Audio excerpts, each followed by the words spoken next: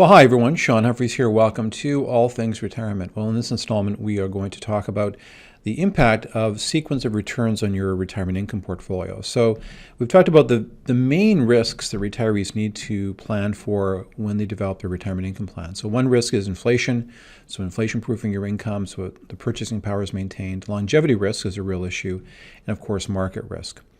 So often when we build retirement portfolios, we may have some exposure to market investments in the stock market through exchange-traded funds, balanced portfolios, mutual funds, individual stocks. And there are good reasons for having those investments in our portfolio. It's to enhance long-term performance, maybe provide some tax advantage. So a strong argument for having some growth in your portfolio would make sense. The downside is there's variability of return on those assets. So depending on when you build your portfolio or when you're taking income from your portfolio, that can have a dramatic impact on the life expectancy of your portfolio. Again, we don't want to have more life than income, so we have to pay attention to the sequence of returns on a portfolio. I'm going to take a look at 3 portfolios, all of which average 7% returns, but their sequence of returns had a dramatic impact on what the retiree's experience was in terms of longevity of their portfolio and how much portfolio value is left to life expectancy. So I think you'll find this video helpful. Now, if you're new to our channel, make sure you hit subscribe so you're not missing future content. As well, we have complimentary resources you can tap into. If you go to the show notes to this video, you'll find links to those resources. If you want to find out how you can get a complimentary retirement forecast, make sure that you visit our website as well. Okay, let's take a look at the sequence of returns and that impact on your retirement income. Now, the way that we'll illustrate the impact of the sequence of return when we're withdrawing money for retirement, we're going to use 3 portfolios. So portfolio A, we've got 5 years here. So year 1, 22% positive, year 2, 15% positive, year 3, 12% positive, year 4, minus 4%, year 5, minus 7%, for an average compounded return of 7%. Portfolio B, we have 7% the first year, 7% the second year, 7% every single year for an average of 7%. And we have portfolio C, minus 7% the first year, minus 4% the second year, and then 12 positive, 15 positive, 22 positive for an average of 7%. So all 3 portfolios average 7% returns over a 5-year cycle. And then we apply those 5-year cycles of return to the withdrawal rates on the example that I'm going to show you. Now, on the screen, you'll see the deaccumulation chart, and let me just cover off some of the main assumptions for this chart. So again, go back to the 5-year cycle that we had reviewed previously on the 3 different portfolios. We're starting with a portfolio value of $1 million. Again, this is for illustrative purposes when you look at the portfolio. And that $1 million is at age 65, and we take this analysis out to age 90. And we are going to apply the 5-year cycle of return to each of these portfolios from age 65 to age 90. So the portfolio in green here is the average of 7% per year.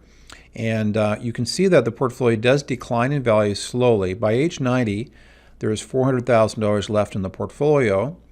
And we've taken $60,000 out of the portfolio per year indexed at 3%. Portfolio red, that's a portfolio where we had some positive returns at the front end, negative returns at the back end every 5-year cycle. And you can see that by age 90, there's $1.1 million in the portfolio, more money in the account than what we started with.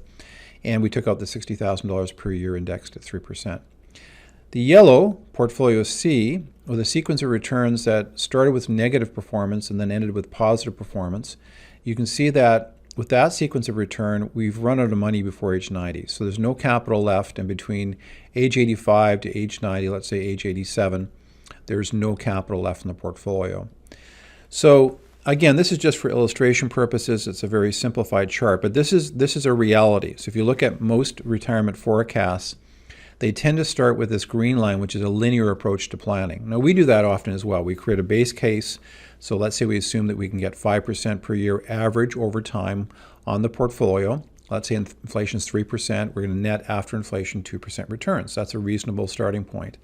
And we use base case to compare different strategy scenarios and see what the ripple effect is. But the reality is we don't live in a world where everything's linear. In fact, we live in a world of variability or volatility. and that the sequence of returns can have a profound impact on our experience of retirement income planning and drawing money from the portfolios. So there's a few things you can do to plan for how resilient your portfolio is to deal with deaccumulation risk, particularly as it relates to this yellow line here. So what kinds of strategies can we put in place to deal with that potential experience? So we'll take a look at that right now. So when it comes to assessing how resilient your retirement strategy is and your portfolio for retirement, there are 5 strategies you need to employ to make sure you have peace of mind in this area. So the first strategy is make sure you have a plan. So if you haven't done one on your own or you don't feel confident in doing it, make sure you sit down with a retirement income planning specialist. They'll build a financial model and forecast for you. They'll start with a linear model, but then they'll introduce what are called a Monte Carlo simulation, and they'll also employ some variable return and inflation scenarios as well. And that would be very helpful to show you how robust and resilient your plan is. So that's the first step. Now, the second step is embrace the idea of timeline investing. And we've talked about this before in other videos, but essentially divide your portfolio into 3 different timelines.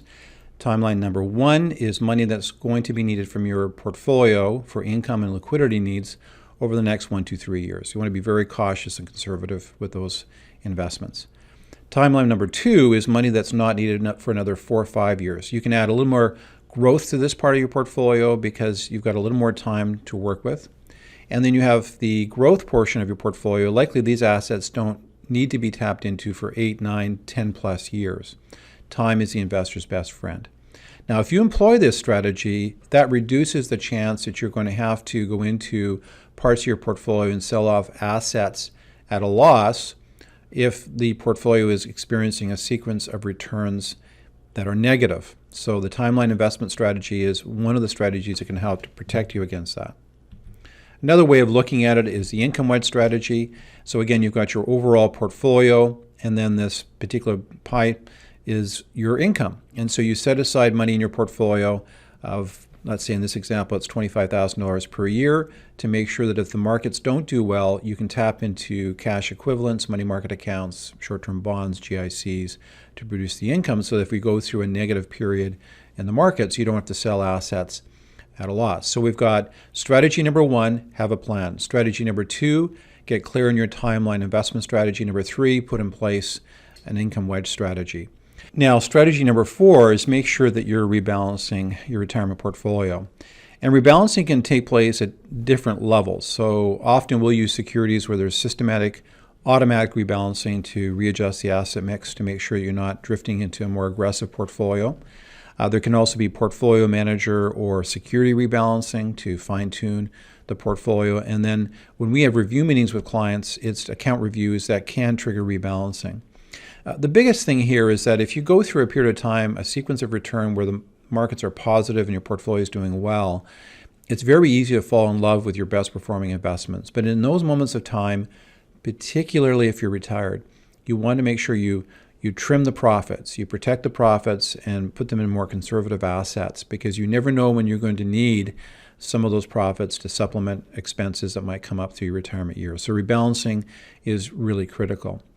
And then strategy number 5, in terms of protecting yourself against the risks of deaccumulation when markets aren't doing well, is to make sure you're reviewing your assumptions and reviewing your plan every year, right? To make sure you're staying on track, that you haven't gotten sloppy or you're not paying attention to things. You just keep taking money out of your portfolio and not connecting the dots between that activity and how your portfolio is actually doing.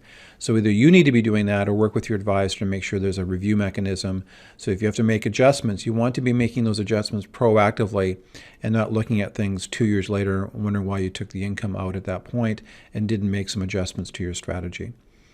Anyway, I hope that you found that particular review helpful. And again, if it prompts any questions, don't hesitate to reach out to our office if you'd like to start a conversation about how you can get your own retirement income plan.